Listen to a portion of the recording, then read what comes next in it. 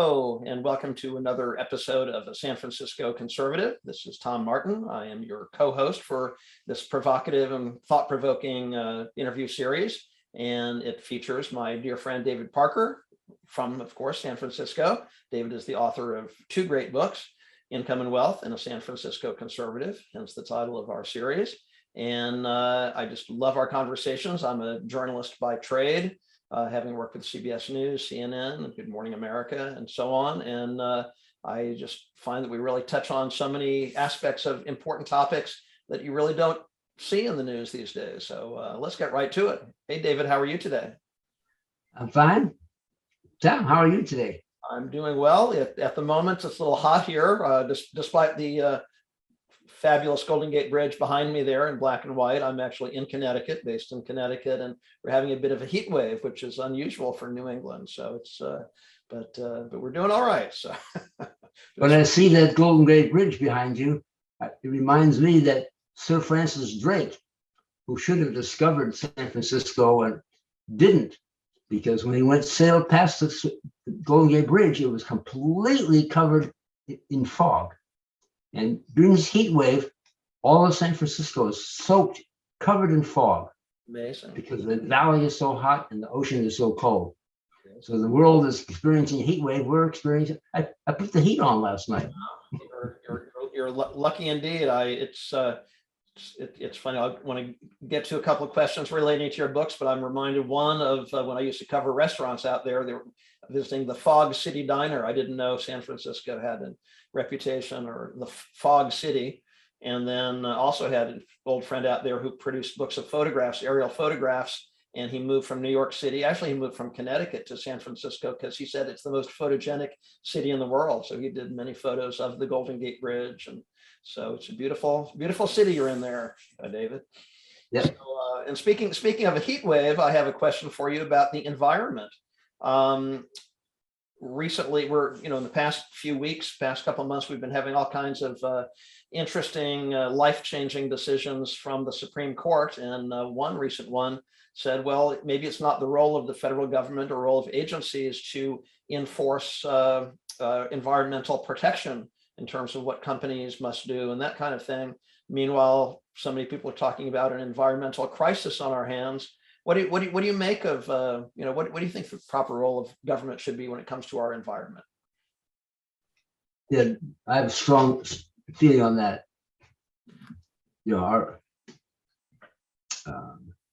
Thomas Jefferson wrote the Declaration of Independence.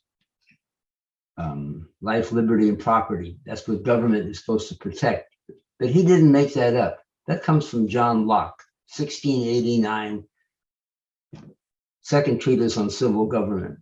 He says only Congress or an elected legislature should make laws for a nation, because those people are accountable. And if they make a mistake, they won't be in office. But if you delegate that to an administrative agency like the EPA, Congress is off the hook.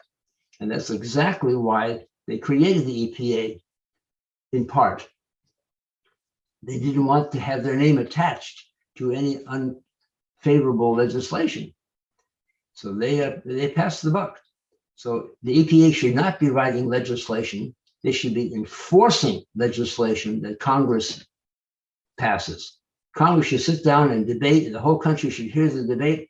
We're going to do this, we're going to do that, we're going to stop doing this, or we're not going to stop, or we'll transition, whatever we decide. But don't pass the buck. In a way, the Roe versus Wade, Congress passed the buck. That's a decision that should be debated by the whole nation, not 9 law clerks in the Supreme Court. They don't make a decision like that. The nation makes a decision like that. And even Clarence Thomas, he's very conservative. He says, it's for the states to make. It's not for the Supreme Court to make. Well, now that we've kind of gone down this path, I mean, environmental scientists, maybe I shouldn't say all of them, but most of them, I would imagine, are saying we really are at a crisis point right now. And we do have an agency, the EPA. We also have a sort of intractable, stagnant Congress, 50-50. And, currently in the news, there's talk, well, a Democratic senator is resisting going along with what our president wants to do. What do we do now if we are in this crisis situation? I mean, do you have any ideas how we can handle this? What disturbs me is that we're not really solving the problem. We're trying to make it not so bad, and we're transitioning. By 2050, maybe we'll be carbon free. That's a long time from now. Plus, most of the damage is done already. I mean, we're experiencing it as we speak. That's not going to do anything. That's not solving the problem. We have carbon dioxide in the air. We have to remove it. That is solving the problem. And there's ways to do it, and it's expensive. Many people who've read your book, A San Francisco Conservative and Income and Wealth, or who have listened to other episodes of this podcast series, might be surprised to hear you say that. I think you're always talking about the free hand and the market will adjust itself. It sounds like you're talking about government intervention because it's so serious. Is that what we need to do? I don't see why government has to intervene, but intervention, removing carbon dioxide, for example, is one solution. And Elon Musk is going to space. Bezos is going to space. They're doing much better than NASA. It doesn't have to be a government agency that cleans up the atmosphere. But when it's a really huge thing that involves the whole nation and maybe the whole world, that might be something for a government to be part of. To coordinate it and make sure if the private sector is not handling it, government may step in or encourage them. But if we're going to spend some money, I wouldn't mind spending money for that. But to spend money by closing all the coal-fired plants and putting thousands of people out of work and putting us back to the Middle Ages, that's what the UN Climate Committee wants us to do. And the scientists seem to be, and academia seems to be very left in this nation. David Brooks, a columnist for New York Times and PBS NewsHour, says that not more than 1.5% of all university professors are conservative. They've been eliminated, washed out, and woke liberalism makes sure that they're stamped out, they're not coming back. So a lot of science is from a very left-wing academics. And so so you're right, you mentioned Congress is 50-50 split. There may be some 50-50 split over climate change because man may or may not have done it. It's irrelevant. If smokestacks are doing it, we have to cut them down perhaps, but it's almost too late, and that's part of the solution. And I believe that the real solution is removing it.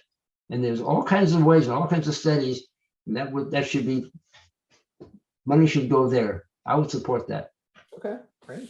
Well, I'm glad we're recording this episode. I never thought I'd hear you speak in favor of government intervention. I'm kind of, I agree with you, actually. That's because you want to hear that. All right. That's true. That's true. But yes. Also, there's talk that, well, Joe Biden may take a stand and say, well, if we're butting heads in Congress, we can't move forward. This is a crisis with respect to the environment. Maybe it's time for an executive order. I was just curious what you think of those executive orders coming out of the White House on all kinds of subjects. I remember, I think it was George W. Bush took a lot of flack when he said, we're dropping out of the Kyoto protocols because it was so one-sided. It was those small independent Latin and African countries all getting together. The UN is just one left-wing organization. And he says, Russia and India and China were to be excused from the new protocols because they're just getting their economies together. And the US, we're going to hold the US accountable, and Europe. it was so politicized that he says, well, I'm dropping out of this thing. U.S. is pulling out of this altogether. The U.S. was responsible or is responsible for most, or was responsible for most of the pollution, but China has now surpassed us, and they were going to be excluded. And India is coming along. It's just so biased. The UN's climate control panel is also biased. Much of science is biased. Yeah, no, definitely something to think about. I know that often when we've talked about, politicians, democracy is a wonderful thing, of course. Somehow the current representatives, senators, congressmen and women and so on, have learned how to, make bold proclamations, tantalizing offers of what, expensive programs they want to implement and so on. We certainly talked about the progressives doing that and so on.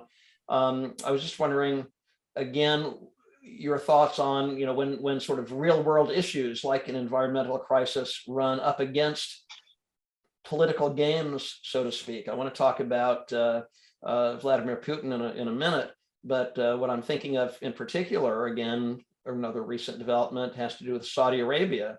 As he was running for office, Joe Biden said, we're going to make Saudi Arabia a pariah nation. It's clear from our investigations that they killed this journalist, hacked him up into a million little pieces in the embassy and so on. We just can't sit by and tolerate these kind of human rights abuses. Others said, oh my gosh, we're headed into a crisis, another crisis, right? Oil and gas reserves and the cost of filling our cars up at the gas station here in the US and internationally, of course. And so the next thing you know, Joe Biden is over there in Saudi Arabia meeting with the crown prince, who, as we are told, ordered that execution. So basically we're pitting, the need for oil and our domestic economy, our concerns here with human rights abuses. So again, politics meets real world issues. What do you make of that? The U.S. and Saudi Arabia. Putin and Saudi Arabia, that guy, are kind of right. We have the oil, and the world is going to do what we say. There's some reality to that. One should never listen to a politician when they're running for office. Biden says, "Let me, and I won't talk. We'll cancel that guy." He's running for office. He's saying what he thinks people want to hear to get elected. That's all. Biden should say to America, "This guy is like Putin is a murderer. Do we want to deal with him? How can we?" And ask the nation, and the nation says, "No, don't deal with him." Then Biden should say, "Okay, the cost of gas is going to be $10. Are we all agreed? Let's be honest. Do it that way. Don't just can't have the American people living in a naive fantasy land." It sounds like that's what you're saying. I was watching the BBC, I guess, the other night, and someone says, a lot of children today are feeling anxiety, partially as a result of being locked up during the COVID, doing things on Zoom, and they feel the anxiety of their parents and in the world, even though we're living in the era of the greatest peace the world has ever known. You would never know that, because but it's true. Children are feeling anxiety, and this guy's first response is, "This is something for government we got to start spending a lot of money and really help the children of the world today." Without saying that all tax money, which is one of my lines, is paid for by the middle class. So why don't you just say it? Everybody, let's get together and pay $10 for gas, and we have a lot of children who would benefit from personal one-on-one psychiatry at a couple $100 an hour. Let's tax ourselves. We should raise taxes on the middle class 50, 60, 70%. That guy, that filmmaker, Moore, I forget his first name, but he made Wacko and all kinds of movies that are polemics that are very pretty funny. He says, after World War II, we had a tax rate of 70%, and then Reagan came in and lowered it. Let's go back to that 70%. So, without saying that that was right after World War II. okay, We interesting. raised our prices of labor, skyrocketed because there was no competition from Europe, no competition from Japan or Asia. We just raised prices of everything, paid all the union wages, and paid all the taxes. Nobody felt anything. That he didn't say. But we have competition from Europe and China. We can't just raise prices so we can pay 70% taxes. Right. Yeah. So let me just take a quick minute here. If you're joining us midstream here, this is the new podcast series, the San Francisco Conservative, named in honor of David Parker's latest book. And we're digging into all kinds of hot topics in the news and providing that kind of historic perspective that is missing from the conversation many times. So David, again, the title of your new book is A San Francisco Conservative. Over the past few weeks, at the time that we recorded this interview, we've been hearing, a lot of America has been paying attention to the congressional hearings, the investigation into what happened on January 6th, 2021 at the US Capitol. And a lot of people are not hearing very good things about some conservatives. Where do you fit into that picture? I mean, what are your views of that incident on January 6th, 2021 at the Capitol? They should make January 6th a national holiday. No, joking. You're not crazy about what happened. No, I'm not crazy about what he did. It's too bad we have a gridlock in this nation because I say that neither Democrats or Republicans are solving the problems that everybody cares for, is concerned. And so Trump got elected. Let's try something. And there has to be a national catastrophe or a catastrophe of a person in office for people to start thinking and maybe doing something correct. It's too bad it's Trump because he's not a good person. And I would overlook all kinds of stuff. But if he's not a good person and he really doesn't respect the Constitution and is self-centered, we don't want that person in office. But that's how change is going to happen. Somebody, maybe more of a statesman, will step forward and say, we're going to solve the problems that the nation cares about, left and right, the high cost of healthcare, poorly performing public schools, lax law enforcement. Everybody's concerned. I'm in San Francisco. We threw out Board of Education members. We threw out the district attorney because they're not solving any problems. That's a pretty radical thing for San Francisco to do. If they're doing it, that means the whole nation, it's on their mind also. We're not that isolated.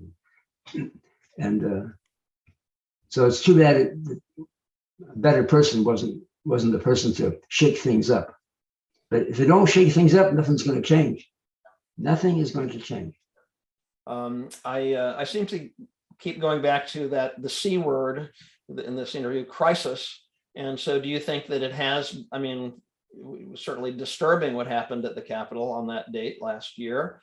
Police officers' lives lost, one of the protesters killed, and not to mention just kind of shook our democratic institutions there. But I'm curious about your thoughts about the role of all of us as far as voters, citizens, those of us who live in the United States, including immigrants. It seems that we've been kind of complacent. We talk about what the politicians say to us. It's sort of recurring joke almost, that they will make false promises. We all know they'll never deliver on that. That's way too expensive. It can't possibly happen. But still, our politicians, for them, almost all of them, go through the motions. Do you think it, just sort of piggybacking on what you just said a moment ago, do you think that it takes a crisis like this to really wake the voters up, wake the citizens up? And do you think that we'll all take appropriate action to realize, our democracy is fragile and we better get more involved. We can't just be as complacent as we've been for so many years. Only a crisis will do it. The politicians have gerrymandered the voting districts so they win. No Democrat has to ever face Republican voters, and no Republican voter ever has to face a Democrat. That Republican politician has to ever face a Democratic voter. So when a Democrat runs, the one who wins is the most left. When a Republican runs, the one who wins is the most right. When in fact, the nation is really much more moderate than that. It is not so far apart as the news portrays, as Congress portrays. To that middle, the voter who might want to step forward and say something is not heard. So we're stuck. Yeah, that's a good point. As far as We're stuck. Along the same lines, I know, you encourage us to sort of disengage from these massive national programs where the government did step into our lives, nationalized healthcare and so on. But perhaps there are some programs, we're talking about the environment, where there is a price tag attached. And so some of our elected representatives, I'll name one at random, Octavio Cortez, Alexandria Octavio Cortez, she might say, tax the rich.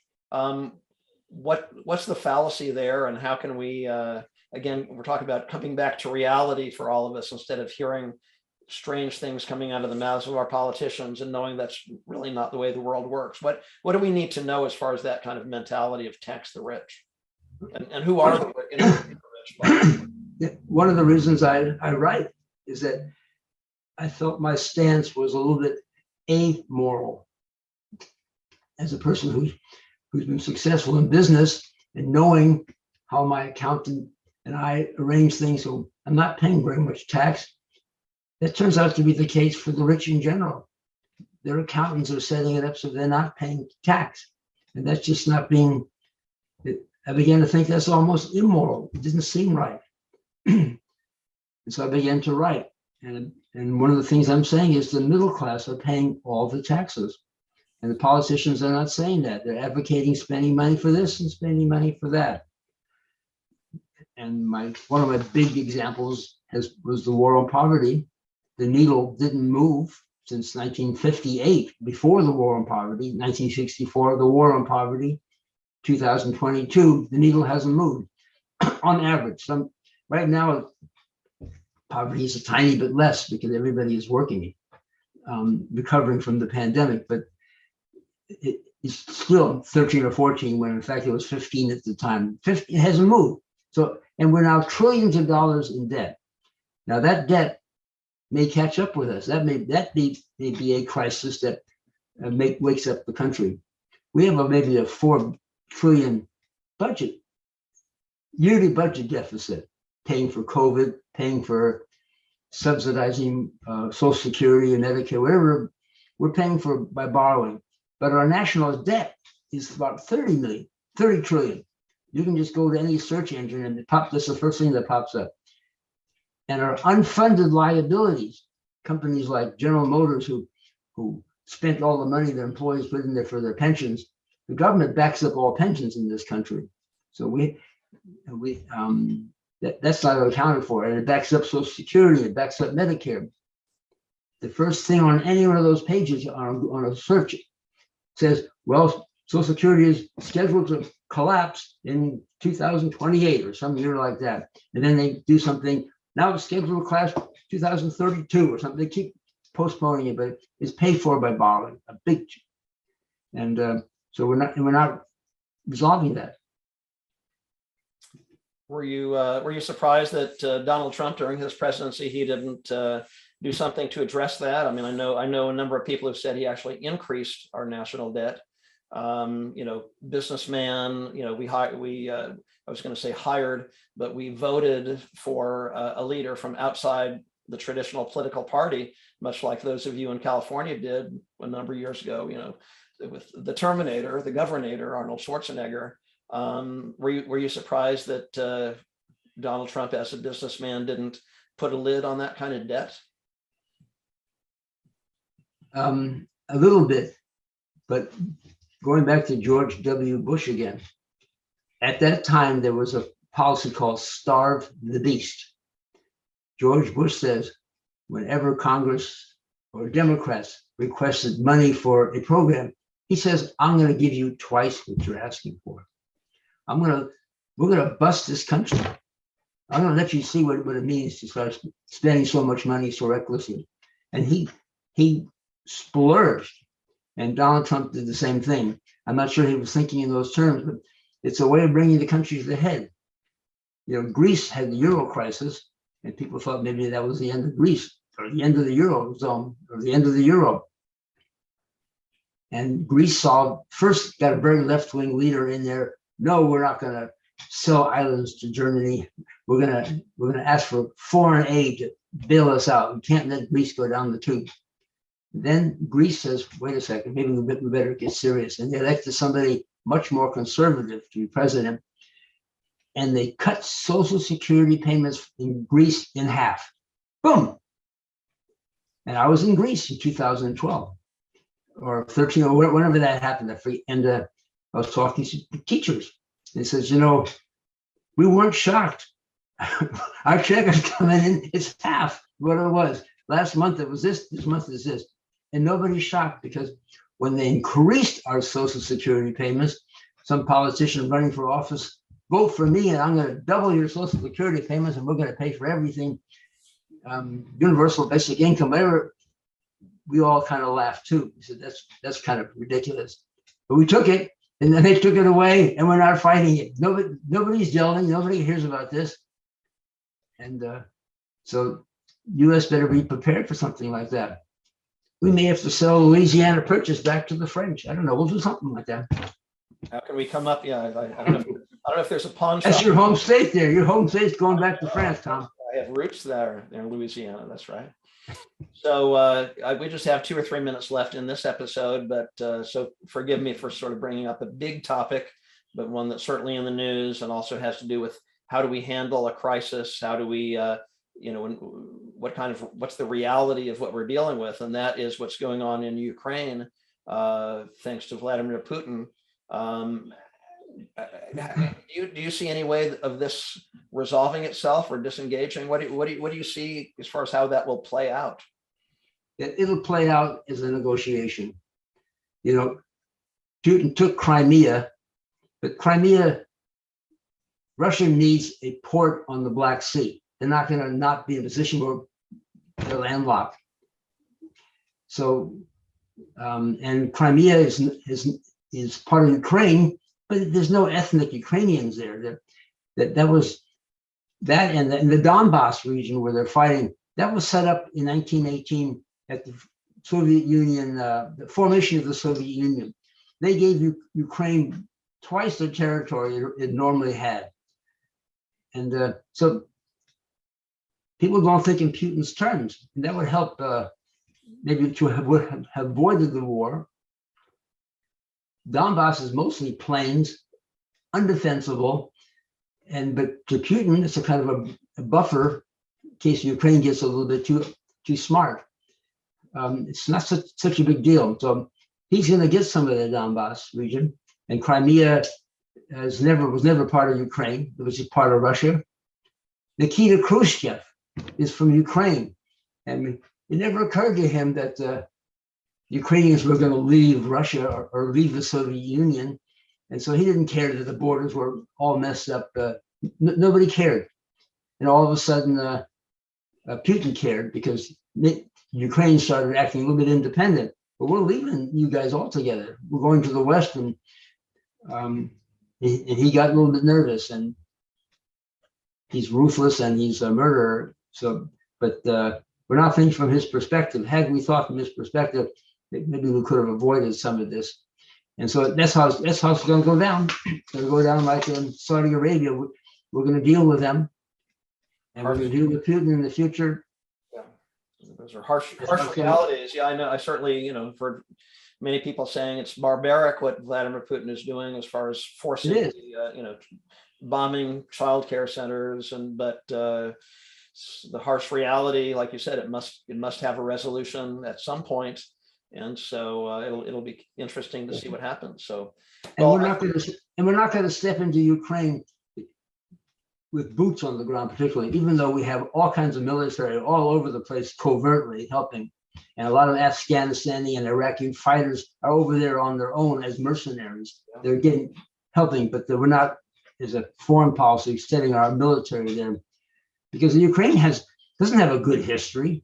You know, all of a sudden they're united for the first time in doing a great thing. They're coming together as a country, and they're going to be much more independent when this is all done.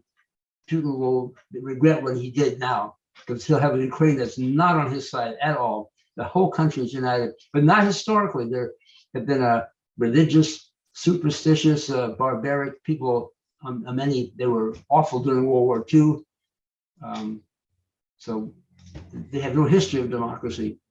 Interesting. Well, there's a lot to think about on that situation, and I'm sure we'll be talking more about this. But I want to thank you for this conversation. And before we go, I just want to let all of our viewers and our listeners know that they can purchase copies of your books by visiting your website, David's website, davidparkeressays.com, or by going right to amazon.com. So thanks, David. It was great to see you today. Great, Tom. Thank you, too. Thank you.